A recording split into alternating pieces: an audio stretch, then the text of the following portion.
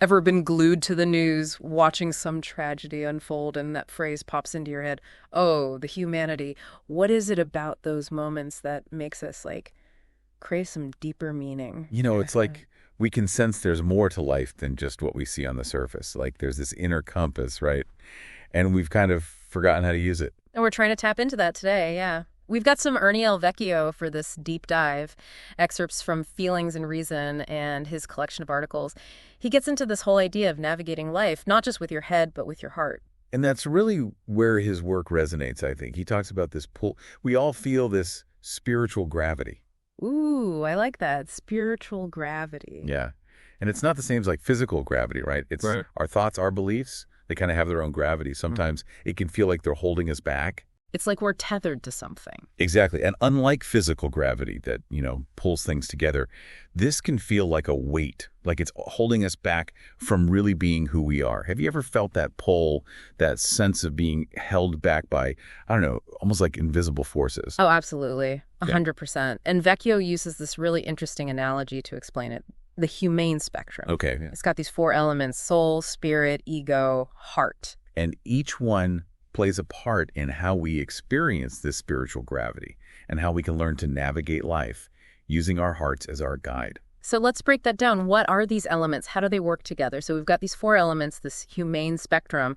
Where do we even begin to untangle that? Well, Vecchio talks about these distorted mirrors, right? It's like our egos create these funhouse mirrors, and we end up with this warped view of ourselves. We've all been there. It's like you're looking in the mirror and you only see the flaws. Exactly. You don't see the whole picture. It's like that story, The Ugly Duckling.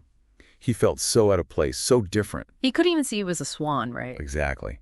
And Vecchio's point is that our egos can do that to us. Mm-hmm. They make us feel separate, lost in comparison. And it's not just about how we see ourselves.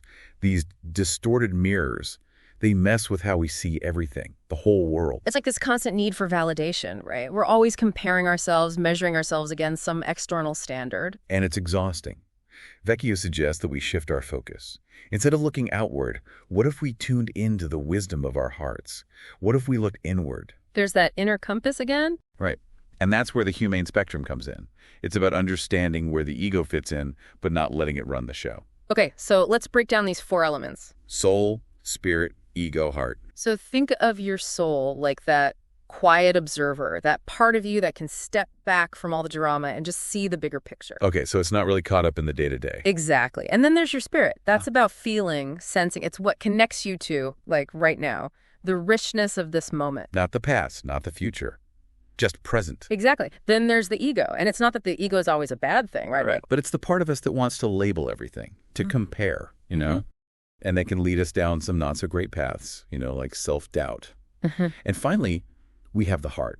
And I don't mean just the physical heart, right? I mean that deep down knowing, intuition, compassion. That inner compass. Yes. Yeah. Vecchio calls it our true compass.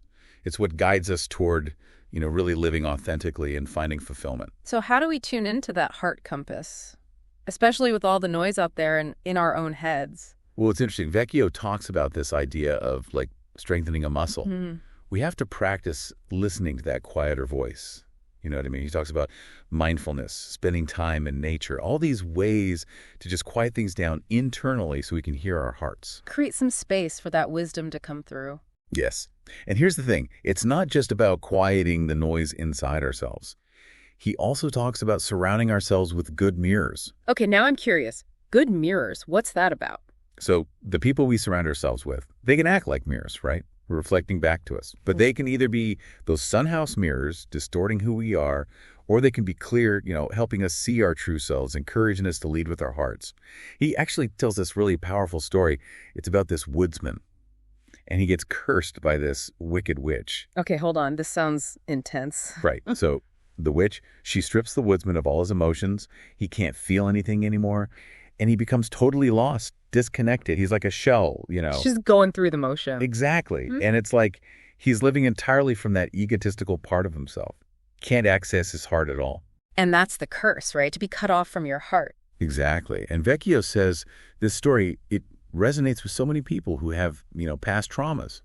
things they've had to shut down to protect themselves. So they build walls, shut off their hearts. Yeah, and that's what's so powerful about Vecchio's message. It's like he's giving us permission to reconnect with our hearts, to let those walls crumble and really start living from a place of authenticity. Tuning into that inner compass. Exactly. And he leaves us with this really thought-provoking question. He asks, if our lives are like movies, right? Are we showing up on time? Are we even present for our own stories? And it really makes you think, doesn't it? Are we letting life just pass us by?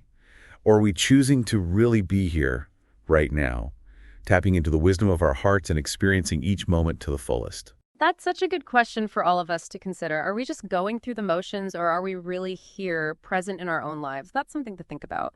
This whole idea of spiritual gravity, the humane spectrum, our souls, our spirits, egos, and hearts, it's given me a lot to think about.